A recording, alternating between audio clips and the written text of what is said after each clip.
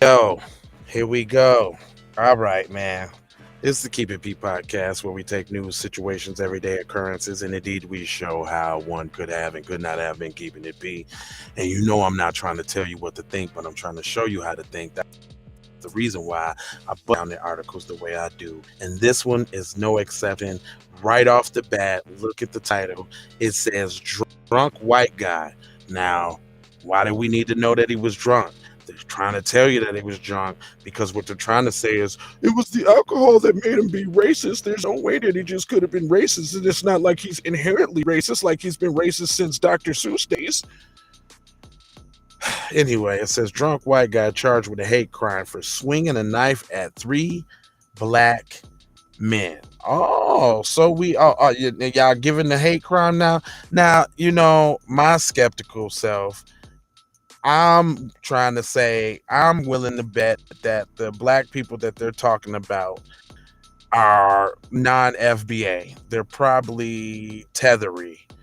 That's the only reason why they're giving them a hate crime. Let's check and see if they have the names, and we'll see if that proves correct.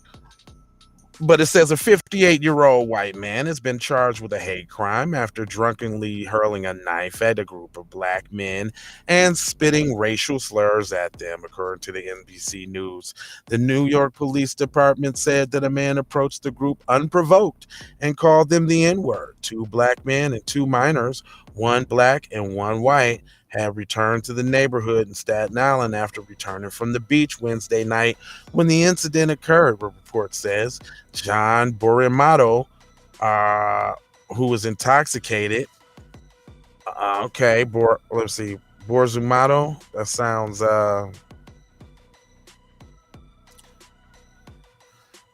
sounds Italian. Okay. Taunted the group with a knife and spewed racial slurs at them. You N-words don't belong here. You N-words have to get out of here, Bornato said, per the criminal complaint.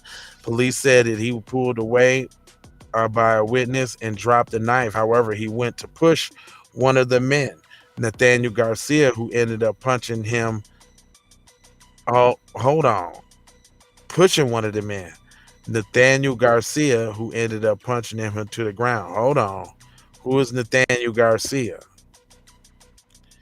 It says Balsamato, who fell unconscious, was transported to the hospital. He was later charged with menacing a hate crime in the 2nd degree, menacing in the 2nd degree, criminal possession of a weapon in the 4th degree of a harassment, and a 2nd degree, according to the criminal complaint. His next court date will be set for September 22nd. Borzamato, his attorney, did not immediately return requests for comment. Garcia was also arrested and charged with assault in the 2nd degree, 2nd and 3rd degree, as well as harassment. His attorney said, "What? It is our belief that once the court had an opportunity to look at the evidence, interview the witness in the case, that they would decide not to prosecute this matter," Uris said. "We're going to aggressively defend the case until Mr. Garcia is proven innocent." This vaguely reminds me of a case where a black Dunkin' Donuts employee was being called racial slurs by a white customer and ended up punching him to the ground, as Garcia did. In that case, the man died. However, it makes one think about the racial slurs are considered fight words and bring out aggressive reaction. Hold on. So is this the double standard here? Because I'm hearing the name Garcia, and it sounds like he's damn near almost being praised for being a hero, but your boy at Wendy's, who was protecting himself from a racial verbal assault by Mr. Smithers. Mr. Smithers just actually was already on his way out and withered up and died 2 weeks later. Garcia's mother, Christina Garcia Bustamante, defended her son's action and told her he was acting in self-defense. He was yelling at them, calling them the N-word and telling them, one of you N-words is going to die tonight. He hit them one time in order to stop them with the threat. The attorney told Garcia was acting in a manner consistent with his Marine training. Be honest, what was he supposed to do with a drunken racial attack and 2 minors with it? Man, listen. Here goes that 2-tier racial double standard. Is this something that we just gonna be okay with? Is this something that we're just gonna accept? Well, you know, it's different for them. You know what I'm saying? We get charged with everything. You know, they could get all. He was defending himself. Man, I'm not trying to hear that, dude. Where's the picture of the white guy posted all over the article and the ad, like it would be if it was a black, so-called black person attacking some Asian with a red sweater on, or an orange sweater on, or a pink sweater on? Where's the 8K footage of this guy doing this in New York? Y'all seem to have 8K footage every time a black person does something, but now it ain't no 8K footage, cuz? See? I'm not trying to tell y'all what to think. I'm trying to show y'all how to think. Look at this. Think about this. Share this video to somebody who don't know how to interpret and break down this news, man. They should already be on my channel. We take story for story and show y'all how to be bluffing, finagling, lying by omission. That basically means lying without telling the facts, lying by not telling the facts, lying by telling everything but the facts. I'm telling y'all, this is it's real, this media propaganda, man, and we've been under it for years and years and years. That's why a lot of our people think it is the way it is, because they come in contact with news stories and TV stories and magazines, and it's all skewed towards anti-black racism.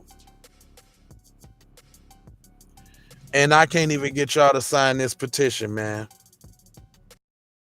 Be one to the family. This is Kendra Blackwood of Hot Lava Music TV and the Hot Lava Media Group. And I come to you today with an urgent call to action. And with that being said, this petition is to demand the US government immediately make anti-black racism a public health crisis is now an active campaign at change.org. And after this message, I'm going to need you to go over there and show your support. Right after you smash that like and subscribe if you have not already. Make sure you hit that bell for notifications. It doesn't cost you a thing. Now, this is a petition to demand cash reparations for foundational Black Americans addressing 2 critical components. So what is anti-black racism? Anti-black racism is defined here as policies and practices rooted in American institutions such as government, finance, education, healthcare, and justice that mirror and reinforce economic deprivation, racially targeted laws, beliefs, attitudes, prejudice, stereotyping and/or discrimination toward foundational Black Americans. What is a public health crisis, you ask? Well, a health crisis or public health crisis is a difficult situation or complex health system that affects humans in one or more geographic areas, from a particular locality to encompass the entire planet. Health crises generally have significant impacts on community health, loss of life, and on the economy. And ultimately the solution to the problem. It is imperative that the United States government declare anti-black racism a public health crisis for foundational Black Americans. In 2000. That's right, 20 trillion, the first down payment.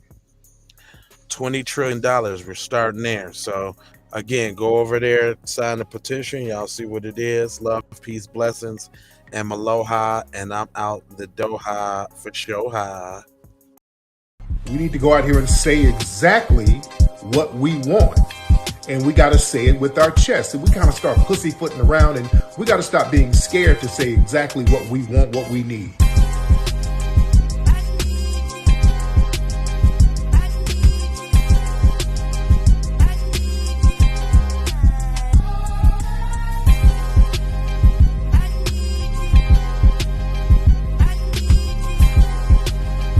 We need that paper. Say it with your chest. Damn all that. We need justice. We need y'all to love us. No. We don't need that paper. We need reparations in the form of a check. Let's stop being afraid to say that.